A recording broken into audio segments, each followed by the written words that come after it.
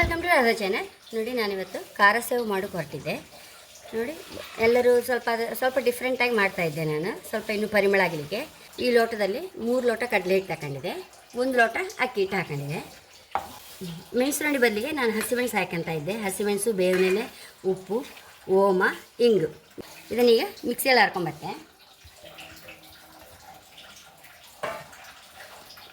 ನೋಡಿ, ಹೀಗೆ ನಾವು ಇದನ್ನು ಫಿಲ್ಟರ್ ಮಾಡ್ಕೊಳ್ಬೇಕು. ಒಂದು ಓಮ್ ಕಾಳು ಸಹ ಬಿದ್ದರೆ ನಮಗೆ ಖಾರ ಸೇವ್ ಬೀಳೋದೇ ಇಲ್ಲ. ಹಾಗೆ ನೋಡಿ, ಪ್ಯೂರ್ ನೀರು ಮಾತ್ರ ಬೇಕು ನಮಗೆ.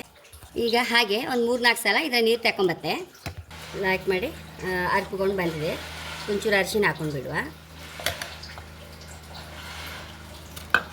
1 ಟೇಬಲ್ ಸ್ಪೂನ್ ಫಸ್ಟ್ ಬಟರ್ ಹಾಕ್ಕೊತಾ ಇದ್ದೆ. ಒಂದು ಸಲ ಕಲಿಸ್ಕೊಂಡ ನೀರು ಸಹ ಹಾಕೊಂಡು ಬಿಡುವ.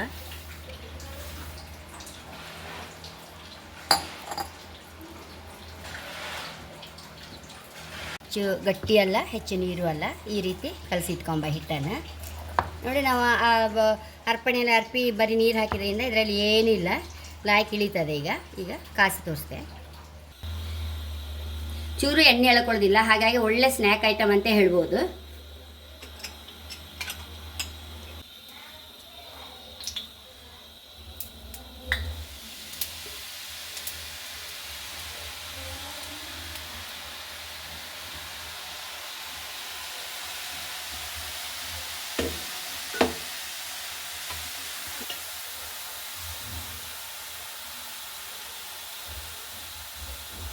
ಎಳಿಗಳು ಮಾಡ್ಕೊಂಬ.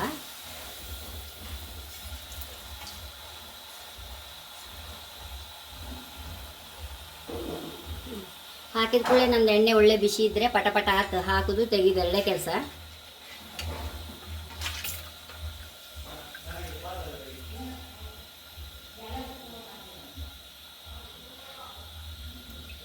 ಹೀಗೆ ಟಿಶ್ಯೂ ಪೇಪರ್ ಮೇಲೆ ಹಾಕೊಂಡು ಬಿಡುವ.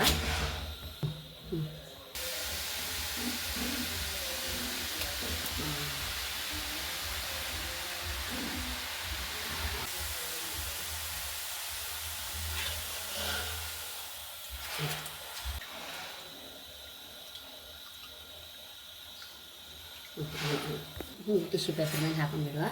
10 ನಿಮಿಷದಲ್ಲಿ ರೆಡಿ ಆಯಿತು. ಸುಲಭ ಸ್ನ್ಯಾಕ್ ಐಟಮ್, ಹೆಲ್ದಿ, ಮತ್ತು ನಮಗೆ ಎಣ್ಣೆ ಸಹ ಎಳ್ಕೊಳ್ಳೋದಿಲ್ಲ. ಹಾಗೆ ಮಕ್ಕಳಿಗೆ ಸಹ ತುಂಬ ಇಷ್ಟ ಆಯ್ತು.